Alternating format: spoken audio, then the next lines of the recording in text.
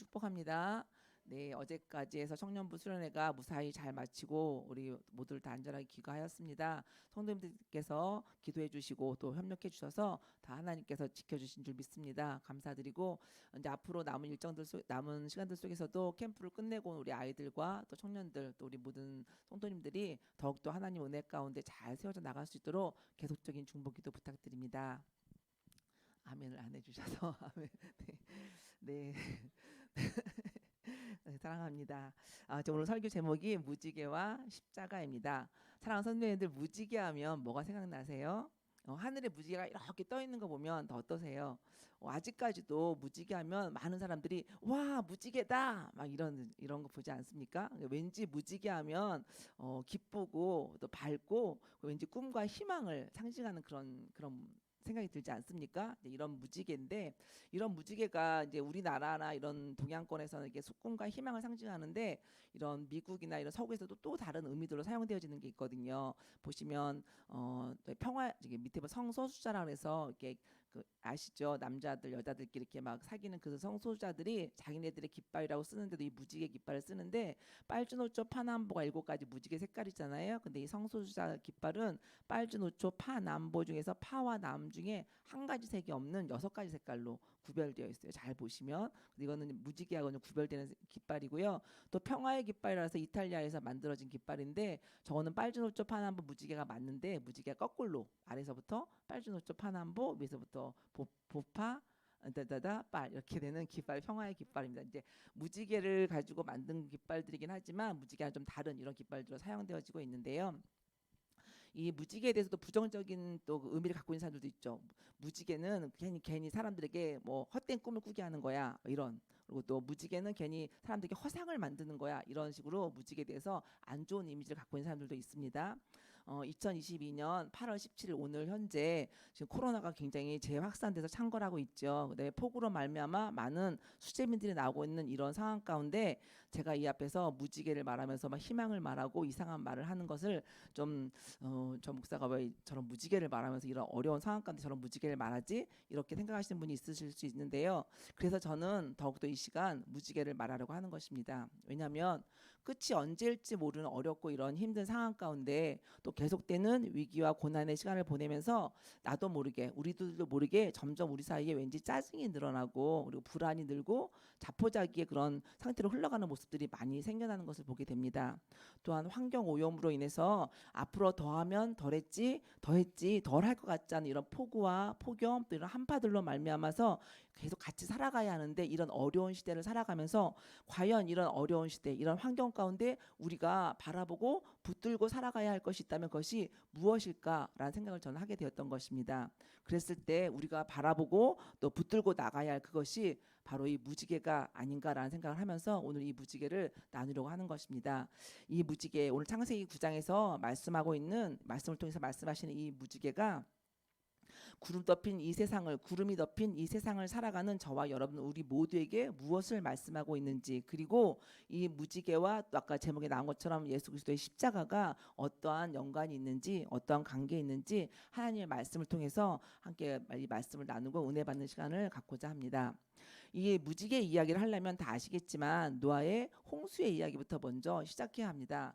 노아의 홍수 이야기는 모두 잘 아시는 이야기겠지만 제가 생각나시게 하기 위해서 간략하게만 다시 말씀을 드리면 노아의 홍수의 이야기는 창세기 6장 5절에서 7절 말씀부터 시작되는 거 아시죠? 거기 보면 하나님께서 이 세상에 죄악이 가득함을 보시고 물로 이 땅을 심판하시고자 하셔서 모든 것을 쓸어버리시겠다고 말씀을 하시죠. 그리고 노아에게 거기다가 방주를 짓게 하십니다. 그래서 노아가 몇 년인지 모르겠지만 아주 오랜 시간 동안 방주를 짓게 됩니다. 이 오랜 시간 걸쳐서 노아가 방주를 지은 후에 하나님께서는 노아와 그의 8가족들을 다 넣으시고 모든 생물들 암수 2쌍씩을 방주로 넣으신 후에 문을 닫으시고 드디어 하늘의 창을 여셔서 비를 쏟아붓기 시작하셨죠. 다 아시는 것처럼 며칠 동안 40일 동안 40주야로 하늘에서 비가 쏟아져서 이 땅 가운데 물이 창궐하게 돼서 모든 산봉우리들이 잠기게 되고 그 산봉우리들 잠김으로 말미암아 이 노아의 방주가 드디어 떠다니게 되게 됩니다.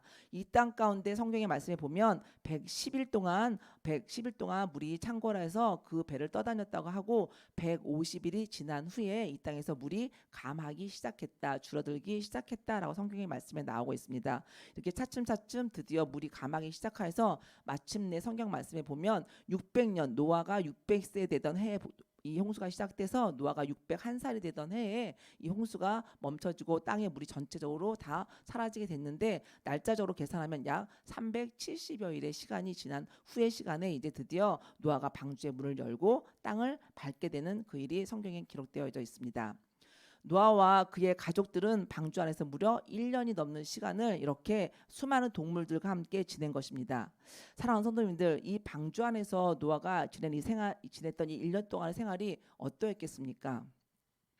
성경에 나오지 않지만 수많은 이 방주 안에는 이 동물들과 함께 살아가면서 동물들이 뱉어내는 분뇨와 냄새와 이 소리들을 들으면서 이 노아의 가족들은 살았을 것입니다. 그리고 이 물이 창궐한 가운데 이 방주 안에서만 생활해야 되는 반복되는 일상의 생활이 똑같은 생활들이 1년 365일 370일 동안 계속되는 생활을 했던 것이 바로 이 노아와 그의 가족들의 삶이었던 것입니다.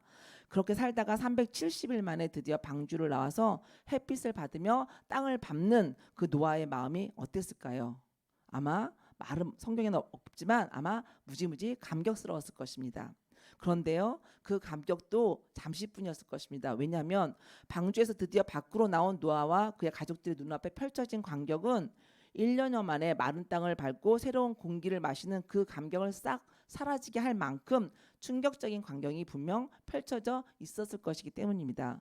요즘 우리나라에 찾아온 그 폭우로 말미암아 여기저기 피해가 속출하고 사망자와 실종자들이 생겨나고 있죠. 그런데 그런 안타까운 소식들을 듣고 있는데 하물며 1년 동안의 긴 홍수 가운데 그 홍수가 끝나서 모든 생물들이 멸절된 그 상태에 이 노아의 가족들만 남아있는 그 상태에서 방주문을 열고 첫 발을 내딛고 바라본 그 세상 과연 어땠을까요?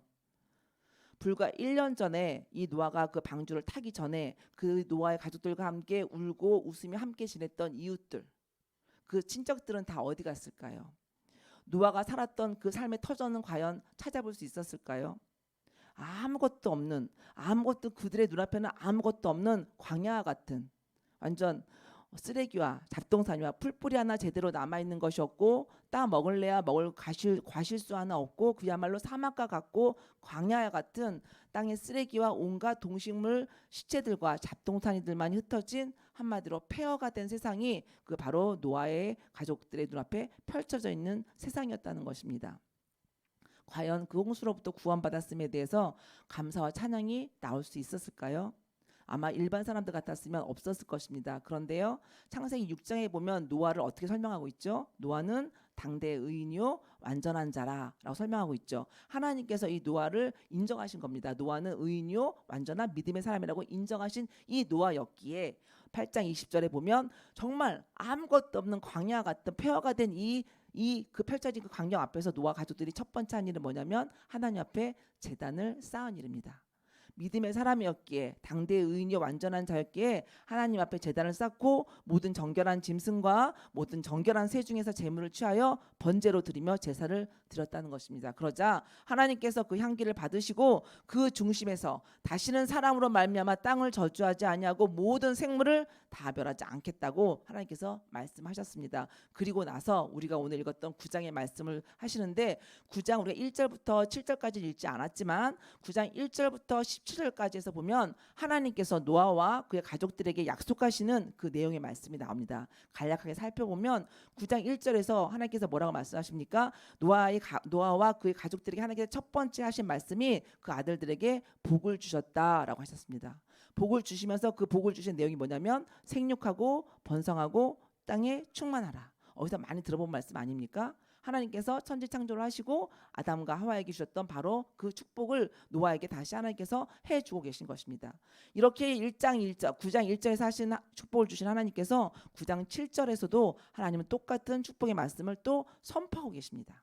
이렇게 9장 7절에서 선포하신 하나님께서는 8절 이하에서 노아와 그의 아들들에게 계속적으로 말씀하십니다. 우리 9절과 11절에 있는 말씀을 같이 읽도록 하겠습니다. 시작.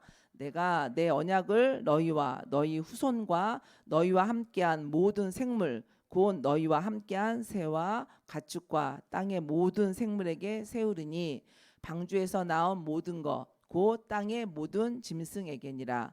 내가 너희와 언약을 세우리니 다시는 모든 생물을 홍수로 멸하지 아니할 것이라.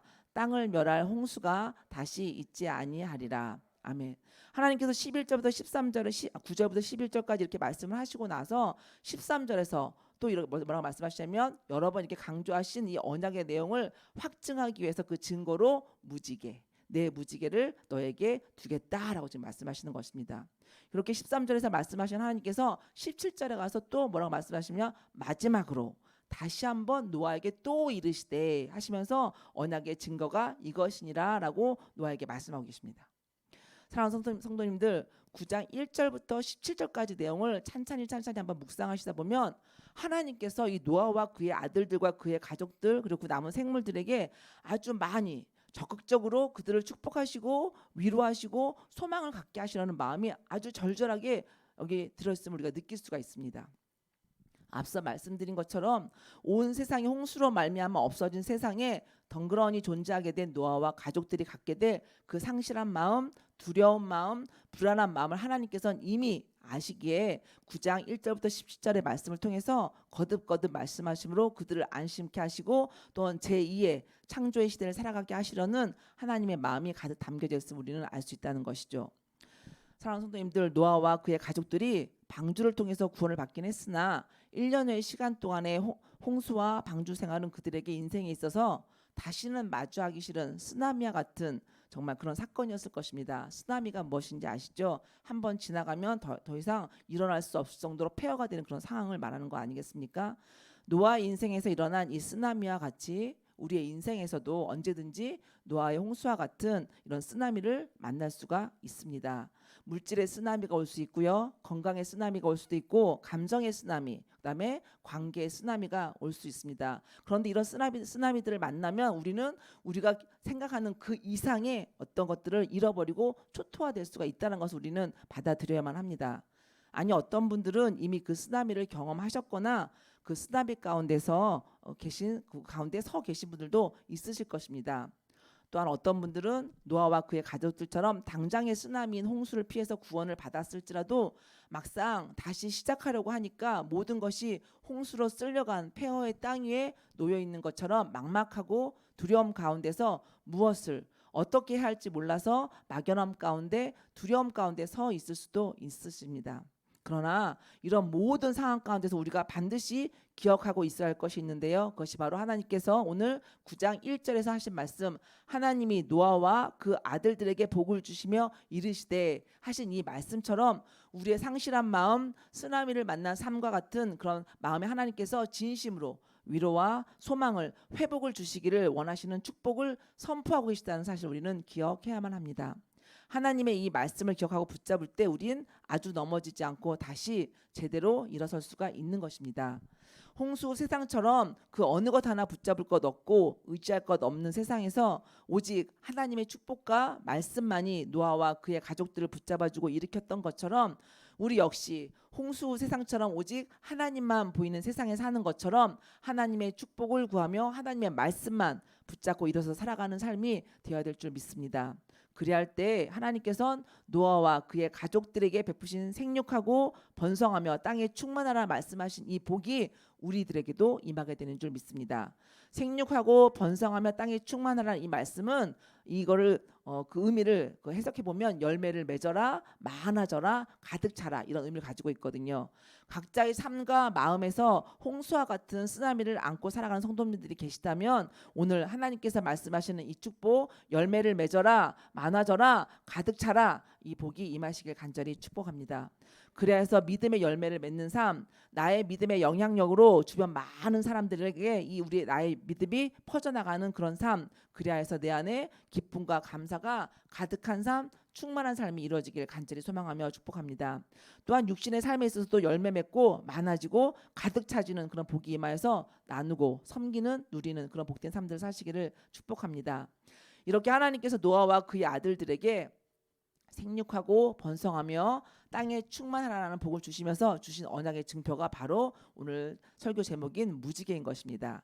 이 무지개는 히브리어로 퀘셰트라고 하는데요. 이 퀘셰트라는 히브리어 단어에는 세 가지의 뜻이 있는데 활이라는 뜻이 있고 궁수, 무지개라는 의미를 다 갖고 있는 단어입니다. 고대 근동 지방에서 이 무지개는 신의 무기인 그래서 활을 상징하기도 했는데요. 이 무지개로 상징되는 활을 구름 가운데 걸어두는 행위는 이 고대 근동 지방에서는 더 이상 그것을 무기로 사용하지 않겠다라는 의미가 있다고 해석되어지고 있습니다. 그러므로 하나님께서 이 언약의 증표로 무지개를 하늘에 두신 것은 하나님이 홍수를 통해서 세상을 심판하시는 전쟁 행위를 그만두시겠다라는 의미로 상징적으로 받아들일 수 있다는 것입니다. 즉 하나님과 인간 사이의 전쟁이 끝난 것이다. 구름 사이에 나타난 무지개는 하나님과 사람에게 전쟁 종료를 떠올리게 하는 표식이라고 해석되어질 수 있다는 것이죠. 그러므로 노아에게 언약의 증표로 주신 무지개 역시 다시는 물로 홍수로 세상을 멸하지 않겠다는 하나님의 약속입니다. 물로서의 전쟁은 이제 끝이다라는 것이죠. 그런데요, 이 약속이 여러분이 우리가 잘 생각해야 될 것은 이 약속이 죄에 대한 마지막 심판을 하지 않겠다라는 약속은 아님을 기억해야 합니다. 물로서의 심판이 아니지 이것이 죄에 대한 하나님의 마지막 심판까지 하지 않겠다는 것은 아니라는 것이죠.